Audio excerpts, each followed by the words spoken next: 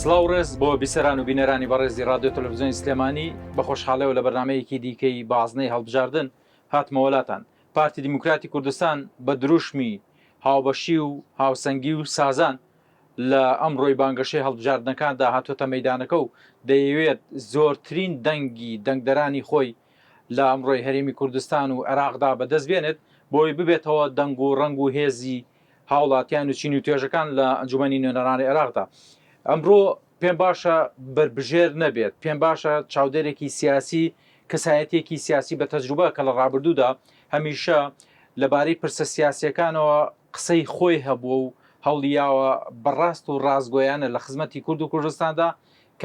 کار بکات و بنووسێت. بەڕێز شێخ فاتح وەکو چاودێری سیاسی لە ئەمڕۆی بازنەی هەڵبژاردنەوە لەگەڵمان دەبێت. کاک شێخ سپاسی بەڕێستان دەکەم، سپاس بۆ ئەو دەرفەتەی کە لەم بەرنامەدا پێت بەخشین. سپاس بۆ ئێوەش زۆر سپاس. زۆر سپاس بۆ جەنابتان. لە خزمەت. کاک شێخ من بەو دروشمە دێمە نێو پرسیارەکانەوە یاخود پێش دروشمەکە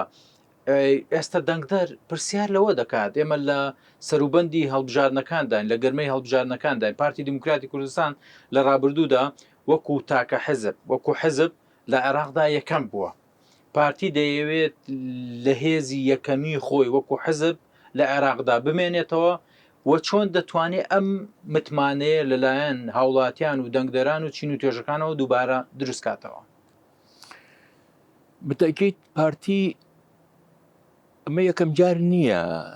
ئەچێت ناو ئینتیخاباتەوە و یەکەم جار نییە پشت بمیلە دەبەستێ. بەڵێ ئەلبەت پارتی حیزب میلەتە، دەنگدان بە پارتی ئین دەنگدانە بە شۆڕش، دەنگدانە بە کورد بە کوردستان، بە خەبات، بە تێکۆشان، بە خوێنی شەهیدان. دەنگدان بە پارتی بە معنایەکە کەوا پارێزگاریکردن لە قەوارەی هەرێمی کوردستان. بەڵێ ئەو هەرێمەی کە بە خوێنی شەیدەکانمان بەرهەممان هێناوە. بەڵێ ئەلبەتە پارتی لە مێژە حەزی لە دیموکراسیەت و حەزی لە هەڵبژاردن و وەکو ئاشکرا بوو، ینی بارزانی سەرۆک بارزانی لە کۆیە باسی لە هەڵبژاردن ئەو کاتێک کە کەس بیری لێ نەکردەوە، باسی لەوەکەکەوە بۆ بەڕێوەبردننی ئیدارە، بۆ بەڕێوە حکومکردنی کوردستان. ئەلبەتە لە ساڵی 92ەوە یەکەم جار کە ئێمە لە کوردستان هەڵبژاردن کرا بەو شێوەیە هێنامان هەتاکو ئێستا. ئێستا عێراقی ژهادۆ سەر لە 2005ەوە با بڵێن ئەوانیش هەڵبژاردن ئەکرێ و بەڵام لە فەزایەکی نادیموکراسی. چونکی ئەو خەڵکی کە ئێستا باڵا دەستە مەسەلەن با بڵێن نەتەوەی سەردەستە، نەتەوەی سەردەستەوە و خۆی بە باڵا دەست ئەبینێتەوە لادانێک لە دیموکراسیت هەیە. چونکی ئێمە کاتێک کە هەڵبژاردنمان کرد بۆ دەستوری عێراقی لە ساڵ 85 ئەو خەڵکە دەنگیدایە. ئەوان چون لەمە لایەندا ئەو بەرگانەی کەوا پێویستە بۆ کوردستان جەبەجێ بکرێ مادەی 140 ئەوانی تر و ئەو خاڵە ئەساسیەکان خۆیان لێ بێدەنگ کردووە، خۆیان لێ نەبان کردووە. بۆیە پێویستە ینی ئەمڕۆ میلەتی ئێمە بیلەوە بکاتەوە کە دەنگ بدا بە پارتی بۆ ئەوەی ئەو قەوارەیە بمێنێتەوە. ئەوە ئێستا محاولەکەن قەوارەکەش نەمێنێت. بەڵێ لە هەوڵی ئەوەدا بڵێ قەواری کوردستان بمێنێ. اینجا حکومداری کوردستان بە معنایە لە معناکان حکومداری کوردستان ئاسان نییە، بەڕێوەبردننی ئەم وڵاتە ئاسان نییە، چونکی ئێمە ئاشنانین بە دیموکراسیەت، ئاشنانین کۆمەڵگەیەکی شارستانی بۆ معنایە نییە. کە باشە کاک شێخ ببوورە ئەمەی کە جەنابتان دێڵێن تەنها بۆ هەرێمی کوردستان وارد نییە، بۆ ڕۆژەڵاتی ناوەڕاست بەتاکید وانیان چونکە دۆخی ڕۆژەڵاتی ناوەڕاست هێندە ڕۆخێکی باش نییە کە بتوانین دەست و پەنجەی لەگەڵدا شلکەین. ئێمە ئێستا مەسەرەن خۆی ئەوروپا دایکی دیموکراسیەتە. لێوەنان چەندین ساڵ چەند سەدەیەک پێش میلاد کاتێکە محکەمەی سۆقراتیان کرد 600 پەرلەمانتار ئامادە بوو. سەردەمی سۆفیستیەوە دەبزانە ئەو سەردەمە لە تاکو ئێستا ئێمە تازەین. ئاشنایەتیمان لەگەڵ دیموکراسیەت و لەگەڵ کۆمەڵگەی مەدەنی تازەین. بەڵام لەگەڵ تازەبوونەکەمانە ئەبێ باوەڕێکی تەواومان پێ هەبێ بەڵێ بە قەناعەتەوە ئێمە هەڵبژاردن بکەین. بۆی ئەمڕۆ ڕۆژێکە کەوا میلەتی ئێمە خەڵکی ئێمە پێویستە بگەڕێتەوە دواوە. چۆن مەبەست چییە لە گەڕانەوە بۆ دواوە، یعنی گەڕانەوە بۆ کێ خزمەتی ئەم میلەتی کردووە. مەسەڵەن بیرەکەیتەوە پارتی هەموو کاتێک بە خەمی میلەتەوە بووە، بەڵێ هەموو کاتێک ناو جەماوەرە بووە، هەموو کاتێک پاڵپشتی جەماوەر بووە. بەڵێ کاتێکە شڕی براکوژی دروست بوو، شەڕی ناوخۆ دروست بوو، یعنی پارتی ئەو سەردەما بە جددی هەوڵیە هەتاوەکو بەری کوردستانی دروست بکە بۆ چارەسەر کات. ئەنی ئەو هۆیەش بوو بەری کوردستانیش هۆکارێک بوو بۆ سەرکەوتنی ڕاپەڕین. بەڵێ سەرکردنی لە دوای ڕاپەڕینیشەوە بەرهەمەکانی خەباتوماندبوونی پارتی ئاشکرایە، یعنی شتێکی شاراوە نییە لە خزمەتکردنی خەڵک لە پاراستنی قواری هەرێمی کوردستان. باشە لە بەرەی کوردستانی وەکو جەنابتان جوان هاتن، ینی لە دەستپێکدا گوتان ئەی بەرەی کوردستانی دروستەکرێت. لە دوای بەرەی کوردستانیەوە چەمکێک و خاڵێکی ئەساسی هەیە بۆ هەرێمی کوردستان کە حکومڕانیە، کە حکومداریە، کە پەرلەمان و ئەو مؤسسە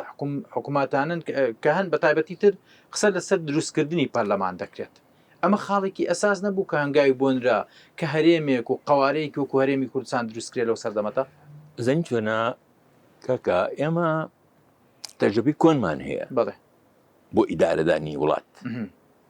ئێمە لە 1970 بۆ 1974 کوردستانمان بەڕێوە برد بووە بەڵێ لەژێر دەسەڵاتی ڕژیم بەعس. بەڵێ هێشتا ئەو دەسەڵاتە خەت ئێستاش وەکو یادگاری ئەیگەڕێتەوە کە چەند حکمێکی دیموکراسی بووە، چەند عەدالەت بووە، چەند توانیوەتی دەستکەوت بۆ میلەتی ئێمە. ئێستا هەموو شارەکان ئەبینی تەماشاکەی هینی تایە گەڕێکی شەهیدان. ئەمە بەرهەمی ماندووبوونی پارتیە، خەباتی پارتیە، توانی لە حیزبی بەعەس ئەرز وەرگێ خانوو بۆ شەیدان بکاتەوە. معناوەیە پارتی بۆ وەفایە بەرامبەری میلەتەکەی، پارتی بۆ وەفایە بەرامبەری ئەو خزمەتەی کە میلەت کردوێتی. کاتێک کە دەستی ڕۆشت و ئیمکانەتی هەبوو حکومڕانی کرد ئەو پاداشان هاتەوە. باشە شتێکی کە هەنووکە باسکەم لە ماوەی ڕابردوودا هەندێک لە پیاماقوڵانی هەڵەبجە سەردانی بەڕێز سەرۆک مەسعود بارزانیان کرد. یعنی هەڵایەک دروست بوو لەلایەن هەندێک لە معارزەکانەوە کە نە ئەبوو و مامۆستا ئاینی ئەو کەسایەتیانی هەڵەبجە سەردانی جەنابی سەرۆککەن. بەڵام بە سەردانەکەی لە ئێستادا هەڵەبجەیەکان دێنە ئەو بڕواایی کە لە دوای سەردانەکەەوە گۆڕانکاری لە نێو هەڵەبجەدا دروست بووە، لە خزمەتگوزاری، لە کارەبای 24 کاتژمێر، لە ئاوردانەوەی زیاتر، لە سەرفکردنی بودجە بۆ ئەو شارە. کەواتە بە نزیک بوونەوەی پارتی دیموکراتی کوردستان لە هەر شار و شارۆچکەیەک یاخود ئاوردانەوەی زیاتر پارتی ڕاستە و ڕاست دەیەوێت چۆن لە دهۆک و لە هەولێردا خزمەتگوزاری دەکات لە سنووری هەڵەبجە و سلێمانیشدا بەم شێوە بێ جیاوازی لە پێناو کورد و کوردستان خزمەتکە نییە. جیاوازی تەسەور ناکەم پارتی جیاوازی بکە. بەڵێ پارتی خۆی بە خاوەنی ئەو میلەتە ئەزانێ داخوی کارێکی سەرەکیە لە بەغا لە پاراستنی قواری هەرێمی کوردستان، دیفاعکردن لە مافی خەڵکی کوردستان، پاراستنی ینی برسینەکردنی خەڵک هەوڵدان. ئەو هەموو بینیمان لەم فترە زەمەنیە بزانە پارتی یعنی براوەی یەکەم بوو بۆ هێنانەوە و دەستکەوت و ڕێکەوتن لەگەڵ بەغا لەبەر خاتری وەدانستان و گفتوگۆکردن و ناردنی. بەڵێ اینجا ئەبینی تەماشا بکە پارتی لە بەڕێوەبردنە تەسەورەکەم یەکەم بێت لە بەڕێوەبردنە لە عەدالەتە، لە دانانی وەزیرەکانە، لە پاراستنی ئاسایشی وڵات. زۆر ئەساسە. من لە بیرم دێت لە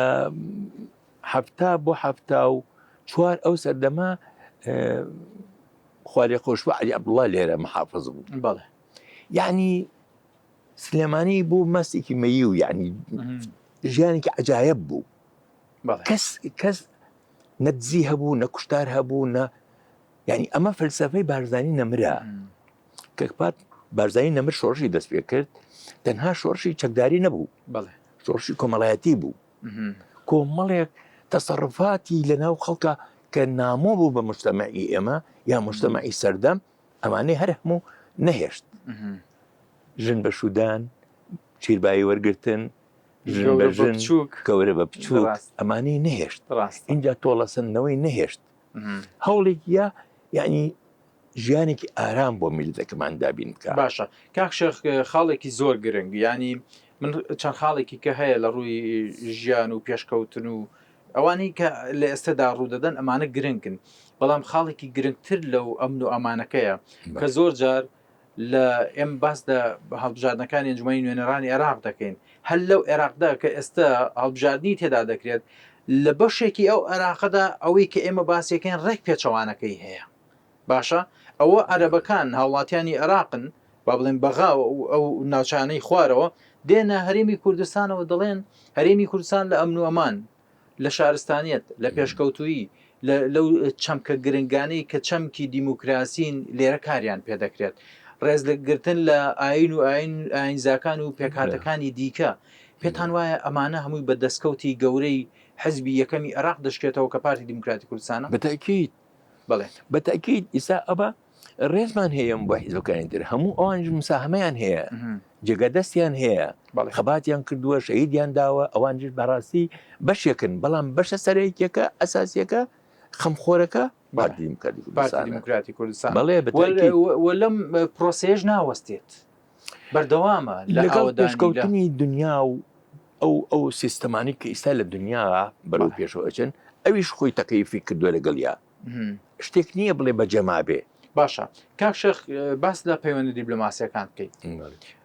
پەیوەندی دیبلۆماسیەکانی سەرکردایەتی کورد لەگەڵ دەرەوەدا لە ئێستادا لە چه هەستێکدایە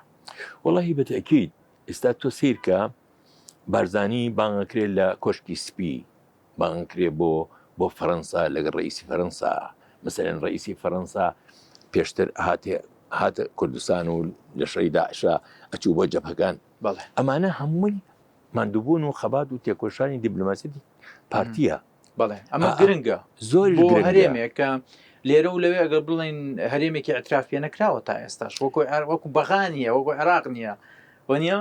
کە ئەزانی چۆنە ئیسە مەسەلەن بریمەر هاتە عێراقەوە حاکمی مطلقی عێراق بەڵێ ڕسمێکی بارزانی هەڵواسرا بووی کێیە باشە ئاخر باشە تۆیە کە ئەدنێرن بۆ ئێرە بێ ئاگا بدەبا ئێستا بڕن ئەو کێیە ڕاستە دیبلۆماسەتی پارتی گۆڕانێکی زۆر گەوری بەسەر باشە خاڵێکی گرنگ هەیە کە لێرە و لەوێ لە عێراق و ڕۆژەڵاتی ناوەڕاستدا هەندێک تەشەنوجی سیاسی دێتە پێشەوە لە وڵاتاندا تایبەتتر من بڵێم لە ئێران و لە ئەمریکا و لە ئیسرائیلدا ئەم تەشەنوجان دروست دەبن بەڵام هیوا ومێدی ئەمریکەکان دێتەوە هەولێر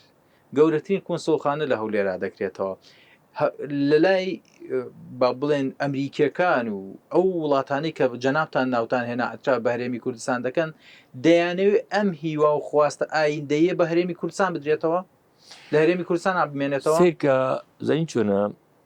لە هەرێمی کوردستانە خوێن لە لوتی یەک جنی ئەمریکی نەهاتووە پارێزراون اینجا ئەوانیش خۆ خەڵکێکن سیاسین تعمقیان کردووە لە هەڵسەنگاندنی مجتەمەعەکانە و تەجروبەی سیاسی ئەزانن کەوا ئەم کوردستانە یعنی نوعا ما متعاتفە لەگەڵ دیموکراسیەت لەگەڵ ژیانی ئەوروپا ژیانی وڵاتانی تر لەگەڵ پێشکەوتن لەگەڵ پێکەوە ژیان لەگەڵ ئاینزاکان ئەی هەستەکەن ئەم مجتەمەعە فەرقی هەیە لەگەڵ مجتەمەعەکانی تر ڕاستە تعسبێکی نییە باشە کاک شێخ ئێستا بیسەر و بینەرێک لای بەدەم بەرنامەکەی ئێمەوە دانیشتووە بە دیار بەرنامەکەی ئێمەوە دانیشتووە دەیەوێت ئێمە باوەڕی پێ بکەین کە تا ئێستا دەنگی بە پارتینەیەوە بۆ ئەم هەڵبژاردنە دەنگ بە پارتی بدات چۆن ئەم بڕواایە دروست دەکەن کە ئەم هاوڵاتیە کە تا ئێستا دەنگینەیەوە چۆن دەنگ بە پارتی بدا بە چه هۆکارێکەوە دەنگ بە پارتی بدات ئەلبەتە کۆمەڵێک هۆکار هەیە کە ئێمە باسی بکەین مەسەلەن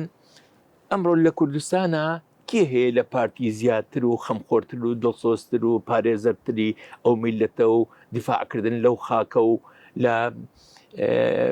ژیان دابینکردنی ئاسایش بوو ئەو میلەتە لە پارتی زیاتر ڕاستە حیزبەکانی تریشان خەبات ئەەکەن ماندوو ئەبن بەڵام لەگەڵ ئەوە پارتی خۆی بە خاوەنی میلەتەکە ئەزانێ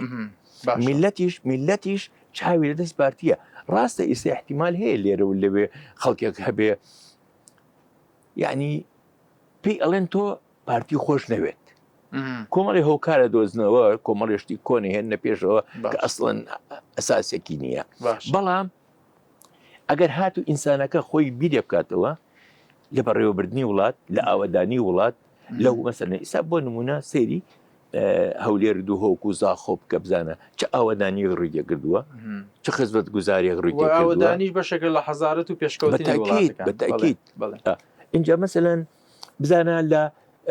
ئەو ئاینزاکان ئەوانەی کەوا دینان دینی ئیسلام نییە ڕێزگرتن لە پێکاتەکە ڕێزیان لە ئەگەرەیە لە حکوومەتەکە بەشدارن لە قەراراتە بەشدارن یعنی خۆیان بە خاوەنی کوردستان نەزانن ئەمە خۆیان بە میوان بزانن خۆیان بە خاوەنی اینجا پارتی بە پارێزری خۆیان ئەزانن بۆیە پێویستە یعنی خەڵک و شیارانە بیر بکاتەوە خەڵک و شیارانە بیر بکاتە لەوەی کە پارتی خەمخۆری ئەو میلەتەیە پارتی لە مێژە دیفاع لەو میلەتەیەکە پارتی حکمی ذاتی بەدەستهێنا فدراڵی بەدەستهێنا نازانم سوشیال میدیا زۆر باسی ئەو گەڕانەوەی ڕەحمەتی کاگنەوشیروانەکەن کە بریمەر هاتۆ تەلەفۆنەکەی یاوەتی و توێتی جۆر بۆش قسە لەگەڵەکە ئامادە نەبووە توێتی من نامێت شەرمەزاوی لای میلەتێک خۆم بم باشە کاک شێخ هەل لەو یاداشتانەدا کە سەرکردەکانی کورد دەیان نووسنەوە ینی تۆ سەیری کە خۆشحاڵی سەرکردەکانی کورد لەوەدایە ئێمە هەرچەندە ناکۆکیمان لە نێوخۆی هەرێمی کوردستاندا هەبوو بێت بەڵام کە گەشت بینە مەبەستێک و سەرکەوتنێکی هەرێمی کوردستان هەمومان بە تێکڕا یەکمان گرتووە ینی هەروە بووە مێژوو سەلواندێتی کەواوێ ڕاستە باشە دەمێت ئەوەش بە قۆزمە بۆ هەر ڕیفراندۆمیش لە ڕیفراندۆمە ئەم ڕنگدانەوە باشەشمان هەبوو کە توانیمان دەنگێکی بەڵێ بەتەکید کەکە میلەتی ئێمە تامزرۆیە ئەوەندەی چەوسانەوە دیوە 100 ساڵە ئەم میلەتی ئێمە دابش کراوە ئەم میلەتی ئێمە زۆڵمی لێ ئەکرێ ئەچەوسێتەوە زمانی خۆی لێ حرام ئەکرێت گەنجەکانی ڕاپێچەکرێن بۆ زیندان ئەعدامەکرێن ئەنفال کراین جینۆسایت کراین کیماباران کراین ئەمانە هەمووی زوڵمی گەورن لە میلەتی ئێمە کراوە ئەمە شوا دەکات کە ئێمە هەوڵی دەرباز بوون بین لەو عێراقا نابەتەکی ئێستا ئەو حیزبانەی کە ناکۆکن زۆر جار هەیە براکان لە قێزانێکە براکان ناکۆکن اینجا ئەو حیزبانەی کە ناکۆکن لەسەر ئەساسی کوردایەتی نییە زۆر جار هەیە مەسەلەن لەسەر بەسیتە لەسەر حکم بەڕێوەبردنە لەبەر ئەوەی فڵان وەزیر بۆ من فڵان مدیر عام بۆ تۆ یعنی لەسەر ئەم شتان هەیە سەراع دروست دەبێت و کوتە باوەڕ ناکەم ئێمە لە سەر مەسەلەی کوردایەتی و کوردبوون و دیفاع لە کورد باشە ئێستا سەرکردایەتی کورد و بەرپرسانی حزب و لایەنەکان پێتان وانێ لەوە گەشتون کە ئەم پێشکەوتانی هەرێمی کوردستان کە هاتوۆتە ئاراوە ناکرێت بەهۆی ململانەیەک و قبول نەکردنێکەوە هەموو ئەم مێژوو ئەم ڕابردووەمان لە دەست بین دووبارە لە خاڵی سفرەوە دەست پێ بکەینەوە نابێت کاکە پارتی لە 46ەوە تاکو ئێستا خزمەتەکە خەباتەکە بۆ میلەتەکەی تێکۆشاوە بارزانی 12 ساڵ لە رووسیا بوو ئاوارەیە و دەربەدەری بۆ مافی کورد وێڵ بوو اینجا مەسەلەن لەگەڵ ئەوەشە تاکو ئێستا مەسەلەن حساب بکە لە سەردەمی ئینقلابەکانی عێراقا هەر کاتێکت زانی یەکێکا هات سەر حکم هەتاکو ئێستا نەبووە تەنها جارێک بارزانی ڕەبزی مفاوەزی کردبێ کەواتە هەمیشە مەبەستیان دانوستان بوو هەموو کاتێک مەبەستیان مافە ماف و دانوستان مافەکان جایی وابە کەمیش بووە بەڵام وتوانە هەر هەبێ ئێمە کوردین لە وڵاتێکە ئەژینکەوە حەق کوردستانە و مافی خۆمانە و خەڵکی ئەم خاکەین و ئەم نیشتیمانین و پێویستە بیپارێزین و پێویستە المهم توانراوە تا گەشتۆتە ئەم قۆناغا باشە بەڵام ئەم قۆناغا ئەرکی هەموو لایەکە ئێستا باشە نەک بەتەنها پارتی ئەرکی هەموو لایەکە دیفاع لە موچەی کورد خەڵک بکەن دیفاع لە کورد تەرکوب بکەن دیفاع لە منطقە جێناکۆکان بکەن دیفاع لە سنجار بکەن دیفاع لە هەوڵ بن بۆ ئاوەدانکردنەوەی وڵات باشە هەوڵدەن بۆ ئەوەی کەەوە ئاسایشی وڵات پارێزن بە هەمومان خەریکی ئەوەی نیستە. باشە کاک شێخکەواتە ڕێک دەمبیتە سەر ئەو دروشمەی کە پارتی دیموکراتی کوردستان لە ئێستادا لە ئەستۆی گرتووە و بەرپرسایەتی و دروشمە شەڵدەگرێت کە دەڵێت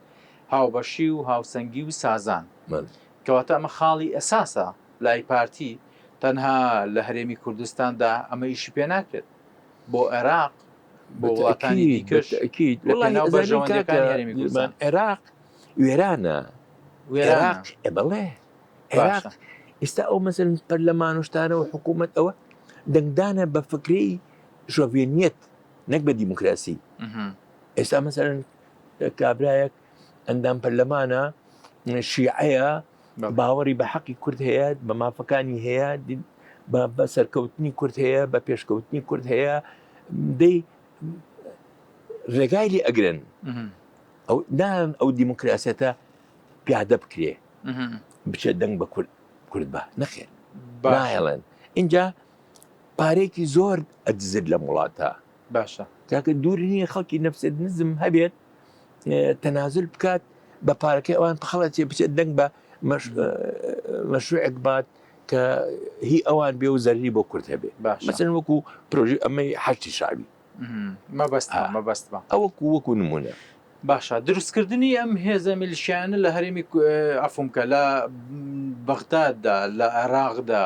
خزمەت بە ئایندەی عێراق دەکات زۆر زەرەر لە عێراقدا زەرەر دەدات بەرە دوایشەوە دەباتەوە چونکە زەی بۆ دەسەڵاتی ئیدارە نامێنێ حکومدارەتی نامێنێ ئەوە میلیشیا باشە یخۆزانی حکومی میلیشیاش یعنی بربەریەت و بە ئارزوی خۆیان کێ دەیەوێت ئەم میلیشیایە لە عێراقدا پەیڕەوی بکاو گرنگی پێ بدات حزبانە سەرکردە شیعەکان زۆریان سەرکردە شیعەکان بە مەبەستی چی وا دەکەن بە مەبەستکردنی قۆڕخکردنی دەسەڵات بەڵێ یانەوێت مەسەرەن وڵاتەکە دیموکراسی نەبێت مەزهەبی بێت بە ئارزوی خۆیان تەخشان و پەخشانی ئەو سەر و سامانەی عێراق بکەن بیبن بە خۆیان خۆیانی پێ دەوڵەمەند بکەن میلیشیای تریانی هیچ بەرنامەیەک و قانون و یاسایەک شمولی ناکە باشە بەکیفی خۆیان باشە کاک شێخ هەر بۆ یادگە شتێک بیر بهێنمەوە ئەگەر هەڵە نەبم لە ساڵی 2009 لەگەڵ جەناب تا بەرنامەمان کردووە بەرنامەی رادیۆییمان کردو بەیەکەوە ئەو کات لە بەرنامەکاندا باس دەکرا دەگوترا هیلالی شیعی دروست دەکرێت بەنیاز بوون باشە کە ئێستا هیلالی شیعی نەما یعنی بەپێ ئەو هێشتا ئەمەلەکە ماوە باشە بۆ هیوایە ئەمەلەکە نەماوە نەخێر وانە ئەمەلەکە نەماوە نەخێر بێهیوا کران بەڵێ بێهیوا کران کە ئەو ئەخە ئێستا عێراق بەشێکە لەو هیلالی شیعەیە عێراق هەندێک لە سیاسەکانی عێراق دەیانەوێ هەبێت چونکە بەرژەوەندیان لەوەدایە زەن چۆنە ئەمانە کاتی خۆی وەکو پازداری ئێرانی وابوون بەڵێ چوونە ئەوێ و لەوێ ماوەیەکی زۆر خزمەت کران بەخێوکران مانەوە ژنیان هێنا جا مەسەلی کوردی هەیە ئەڵێ خەڵکی کوێی ئەڵێ وەڵای هێشتا ژنم نێناوە باشە لكن ئەمانە لێوێ ژنیان هێناوە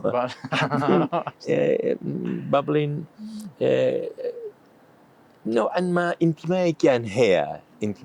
هەیە و وەلایان هەیە بەڵێ بەتەکید بەس لە بیریان چوەتەوە ئەمە خزمەت بە ئایندەی عێراق ناکات عێراقیان ناوێت وانە عێراقیان ناوێت ئەوان مهتەمنین بە عێراق باشە ئەو سەر سامانەی عێراقیەتی با خزمەتی وڵاتێکی تر بێ باشە ئەمەش وا دەکات بە تاکێکی عێراقی با بڵین نەسەن بەغداد باشە با بەو شێوەیە بڵێم وا دەکات کە بە کوردەکان بڵێ ئافەرم ئێوە وڵاتی خۆتانتان خۆشەوە پێشکەوتنەکانتان خۆشەوە ئەوە ئێمەین پەراوێز خراوین و خزمەت گوزاریمان نییە و ژانێکی شایستەمان نییە و ململانەکان ئەگەر سەرنج بین لە هەرێمی کوردستاندا ڕۆژ بە ڕۆژ کاڵ دەبنەوە نامێنن ئەوش بە سەرکردایەتی و چاودێری حەکیمانی سەرکردایەتی گەلی کووردە ئەمە دەکرێت وانە بەس لە عێراقدا ئەگەر فرسەت بدرێت هەر ڕۆژە و حەزبێک و لایەنێک و با بڵێن دەستەیەک دروست دەکرێت ئەمان خزمەت بە وڵاتەکەیان ناکەن نەخێر خۆی ئەزانی ئەمە هەوڵی مەزهەبگەراییە دەرێ لە هەیکەلەکەی ئەبوو جعفەری مەنسووریان دادا ئەبووە ئەو خەڵکە هەست بکات کە ئەمە نیەتێکی ترە نیەتێکی ترە نیەت باشە بەڕێوەبردننی عراق نییە ها نیەت پێکەوە ژیان نییە نیەت باشە ئەنی ئاسایش نییە بۆ هەموو عراق و بێکەوە بژین و ئەوەی کە هەیە بەیەکۆ بیخۆین دابەشیکە نه بەڵێ یعنی دیار بوو نیەتیان چییە باشە دیار بوو نیەتیان چییە پاشان ئێمە مەسەلەن یەکێک لە دەستکەوتەکانی پارتی ئەوە بوو کە نەیهێشت ئەو بابرێن ئەو فکر و بۆ چوون و ئەفکارە چتە هەولێر و دهۆکوزا ئەو هەژمونە زاڵ نەیهێشت یعنی ئەمە خزمەتێکە بە کورد خزمەتێکە بە کوردستان ڕەنگە خەڵی لە چاوی کامیرەوە خەڵگوای لە قسە نەبوو بێ پێشتر بەڵام ئەمە خزمەتێکە بۆ ئایندەی کورد بۆ ئەوەی کەوا کورد هەچەند ئێستا ئەو کوردانەی کەوا لە دەرەوەی کوردستانن لە جەناکەکانن یعنی هەشتی شعبیان لێ دروست بووە لا لەبەرەوەی کەوا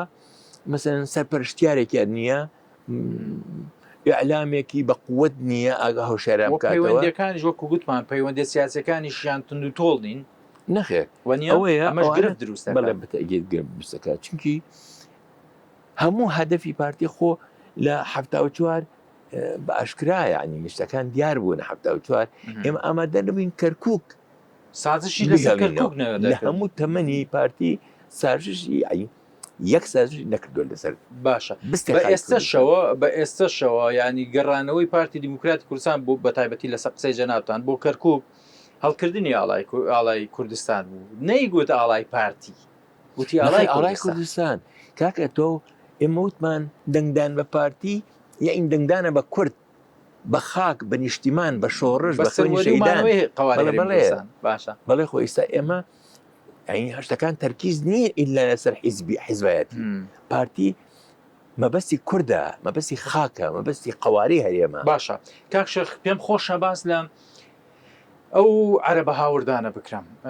هاوردانە بکەم کە دێنە ناوچە داگیرکراوەکانەوە بە تایبەتی لە ئێستەدا ینی بە مەبەست ئەمە دەکرێت عەرەبەکان دەیانەوێت هەژمونی خۆیان لەو ناوچانەدا بەهێزترکەن بە تایبەتی لە هەلومەرجێکی وەکو ئێستەی کە هەڵبژاردن هەیە زین چۆنە خۆی ئەمنیەتە لە کۆنەوە هەیە لە ساڵی 28ەوە هەیە تازانە لە ساڵی 28ەوە بۆ 32 کەیتر نەوت دەرهات لەو کاتەوە تعریب دەسی پێ کردووە ئەم تعریبە بە هێواشی ئەڕوات نانەوێ بە زەقی دەرکەوێ باشە بە هێواشی ئەڕوە چونکی ئەوەتانێ هەموو قەراراتی حیزب بەعس ئیلغا بووەوە بەس بۆ ئەوەی کەوا ئەوانەی کە هاتوون و پاسێ ناونی تاکو ئێستا ئیلغایان نەکردوێتەوە بەڵێ ماوەتەوە کاری پێ ناکرد باشە هەر کار بە ئەوەی سەدامەکە هەر ئەوەی سەدامیان مەبەستە و وەکو لە دەستپێکدا گوتان ئەوەی کە بەرژەوەندیان هەبێت لە دەستور و با بڵێن ئەو خاڵانەی کە لە دەستوردا هاتوون لە بەرژەوەندی خۆیاندا بەکاری دەهێنن لێرە و لەوێ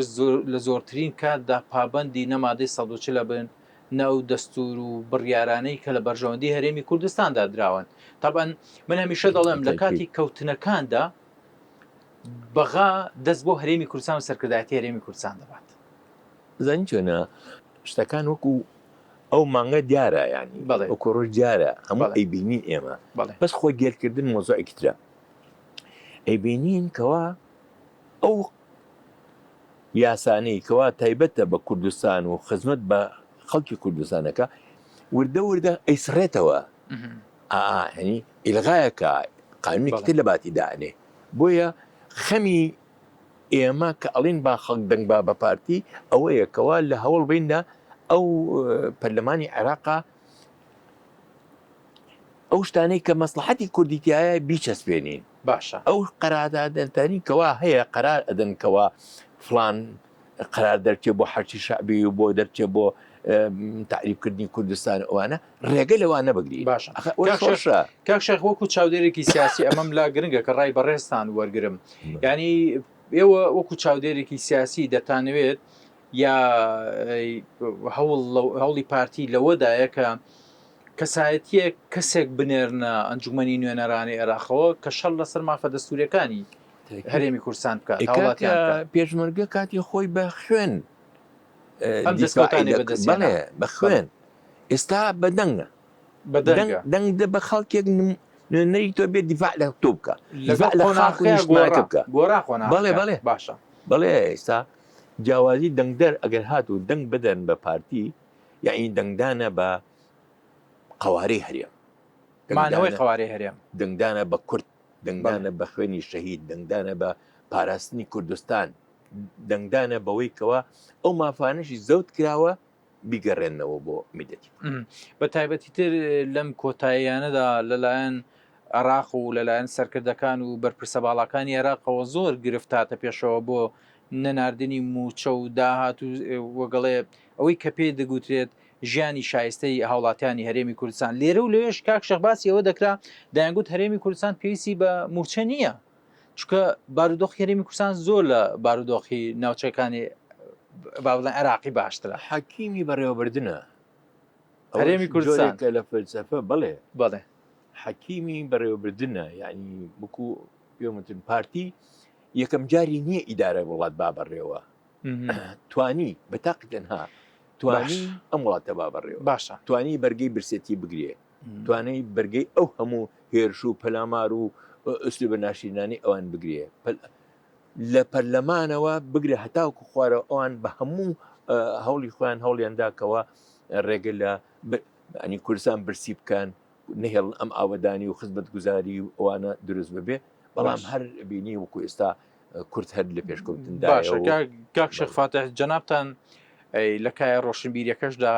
کاریگەریتان هەبووە و ڕۆڵتان هەبوو بە ئێستاشەوە هەر بەردەوامن لەسەرەوە باس لە کادرسازی دەکەم دروستبوونی کادری پێشکەوت و کەسانی دڵسۆز کە بتوانن لە نێو پارتیدا بۆ ئایندە خزمەتی زیاترکەن تا چەند گرنگە ئەم خاڵە لە نێو بەشە ڕۆشنبیریەکانی پارتیدا زیاتر ئیدامەیان پێ بدرێت و زیاتر کادری چالاک و دڵسۆز بۆ خزمەتکردنی نیشتیمان و کورد و کوردستان بێتە مەیدانەکەەوە هەرواش بووە دائیمەن لە شۆڕش ئەبینیت کاتی خۆی لە بەتالیۆنێکە لە هێزێکە لەقێکە چەند پێشمەرگەیەکی ئازا هەبووە بەڵێ ئەم ئەوانی تیژی شاردوێتەوە ئەوانەی کە لە جوهڕیان کردووەیان نێوان نوێراوە بتنە پێشەوە ئەوانش شاردوێتەوە یعنی کادری پێشکەوت و کادری بتوانە کادری لێزان و شارەزا زۆر گرنگە لە ناو حیزبە دەنگی حیزب بگێنێ بەخۆ کادر هەر بۆ ئەوە نییە لەسەر مێز و کورسێکدا بنیشێ و ئەگەر مەراجعێک هات سەلامێ بکە و مجاملەی بکە کادری حیزب ئەبێت دەنگی حیزب بگێنێ بجەم هاوەر باشە کردار و ڕەفتار و خزمەت گوزاریەکانی حیزب بگێنێ بە خەڵک چونکە ئەو خەڵکی ئێمە هەمووی بێ ئاگان پێویستیمان بە خەڵکی ڕۆشنبیر و هوشیار هەیە باشە ئەی بەدەل لەوەش بۆ ئەوەی پارتەکان و حەزبەکەی جوان بێت دەبێت تۆ بە جوانی مامەڵ لەگەڵ هاوڵاتیەکی دیکەدا بکەیت ئەمە وا دەکات کە تۆ متمانەی با بڵێن متمانەی ئێسێ حەزبەکان لە ڕێی هەڵسوکەوت و ئەتەکێت و ئەوەی کە بڵێن بەرکەوتنی ئەو کادرەوە هەیە لەگەڵ کەسێکی دیکەدا لە ئێستادا جەنابتان جوان دەڵێن کە ئێستا سەردەمەکە گۆڕاوە دەنگەکەیە کە نمونوان زۆرە خەڵک کە باسی ڕێبازی بارزانی ئەکا خۆ بارزانی شخصێک بووە بەڵام سەیری کردارەکانی بکەین ئێمە ئەگەرنەوە کاتی خۆی سەرۆک مەسعود بارزانی لە کتێبەکانیا کە باز لە کوردستان و بارزانیەکە ئەڵێ سەیتەرەیاندا نابوو لە بینی کۆیە و ڕانیە و ئەو پێشمەرگە ئەو سەردەمە گومرگیان زەندووە کابرایەک بارێت و تنی پێ ئەبێ ئەچێت ئەڵێن کاکە وەڵە نیو دینارەکە ئەبێ نیو دینار تۆ گومرگ بی باش قسە ئەکا و نابێمانە ئێکێری پێشمەرگە زلێکی لێدا ئەویش خۆی گەیەنتە لای بارزانی باشە ئەچێت لێ بەرزانی بدڵ شکاوی ئەڵێ وەڵا شتێکی ئەوان بێکرد نیو دیناران نێستە دووم و زلێکیشان لێەوە باشە بارزانی دەستەکە بە گێفانیا نیو دینارەکە هاتەوە ئەڵێ من دینارەکە ئەوە ڕوومەتی تێەکە ئەڵێ دەزلێکیشم لێ بە تاوەکو حەقەکە بەم بۆ دڵنەواییکردنی خەڵکەکە، بە دڵنەواییکردنی ئینسانەکە. بەردەنی ئاوا پەروەردەی شۆڕشی کردووە، ئەوە پەروەردەی کادرەکان میلەتی خۆی کردووە. شانازیە بۆ مرۆڤ کە خزمەتکاری میلەتی خۆی بێت. کەواتە پێش هەڵگرتنی ئەم دروشمە کە بارزانی نەمر هەڵیگرت ئەمەلەکەی پێوە کرد بەڵێ بەکردار بە شێوەیەکی کردداری ئیشی پێکرد کە جەنابتان نمونەی جوان دێننەوە لەسەرەوە. بەڕێز کاک شێخ من سپاسی جەنابتان دەکەم، بەڵام ینی کاتەکەم هەندێجا بەسەریا دەڕەوە، بەڵام ماشڵڵا هەکبەی جەنابیشتان دەوڵەمەنە بۆ وەڵامدانەوە بۆ ئەو ڕابردوو ئەو با بڵێن وردیەی کە لە سیاستدا هەتانە بۆ بربژێرەکانی پارتی دیموکراتی کوردستان، ئەوانەی کە ئێستا دێنە بەردەم ماڵەکان و داوای دەنگ لە هاوڵاتیان و چین و توێژەکان دەکەن. پەیامی جەنابتان وەکو چاودێری سیاسی چییە؟ وەڵا ڕێزم هەیە ئەو خەڵکانی کە خۆیان بربژێر کردووە دیاری لە خۆیان ڕابینن بەڵێ بۆ ئەوی بچنە ئەوێ، بەڵام چوون ئەوێ ئاسان نییە. بەڵێ چوونە ئەوێ پێویستی بە باگراوندێک هەیە. بەڵێ یەکەم ناسینی پارتی، مێژووی پارتی، خەباتی پارتی، تێکۆشانی پارتی، دەستکەوتەکانی پارتی، بەڵێ زائیدەن شارەزابوون لە مێژوو، لە دەستور، شارەزابوون لە بوارە یاساییەکانە. ئەگەر هاتوو لە هەموو شیانە شارەزار نەبێ، هیچ نەبێ معلوماتێکی عامی لەسەری وە زمانیش گرنگ و پێویست بووە خەڵکێک بچێتە ئەوێ بەڕاستی بوێر بێ، لە قسەکردنا بوێر بێ، بەتوانا بێ، هێزێکی هەبێ، ئەنی بۆ ئەوەی کەوا قسەکانی جێگیر بکە لە پەرلەمان و لە ئەوانەی کەوا نەیارن بە تایبەتی. هاتوونکی خەڵکی نەیار زۆرە، خەڵکی نەیار زۆرە، نەک بە بڵێ نەک بە پارتی، هەر خەڵکی نەیار زۆرە بەرامبەر بە کورد، هەر بە وجودی کورد مرتاحنین ئەوان. بۆیە دیفاعکردن لە کورد پێویستە باگراوندێکی دەوڵەمەند هەبێ. من سپاسی جەنابتان دەکەم، هیوان تەمەند درێژیتانە و پارتی هەر لەسەر ئەو دروشمەی خۆی دەمێنێتەوە، هاوبەشی و هاوسەنگی و سازان بە ئومیدی سەرکەوت ئینشاءالله. دەستی جەنابتان خۆش کاتمان گرتن. سپاس بۆ بەڕێستان، سپاس بۆ بیسەر و بینەربوونیەوەی بەڕێزیش کە تا ئەو کات لە بەرنامەی بازنەی هەڵبژاردنەوە لەگەڵمان بوون. دووبارە سپاس بۆ میوانی بەڕێزم کاک شێخ فاتح وەکو چاودێری سیاسی لە بەرنامەدا لەگەڵمان بوو. تەندروست باشی بۆ هەموو لایەکان و خواتان لەگەڵ بێت.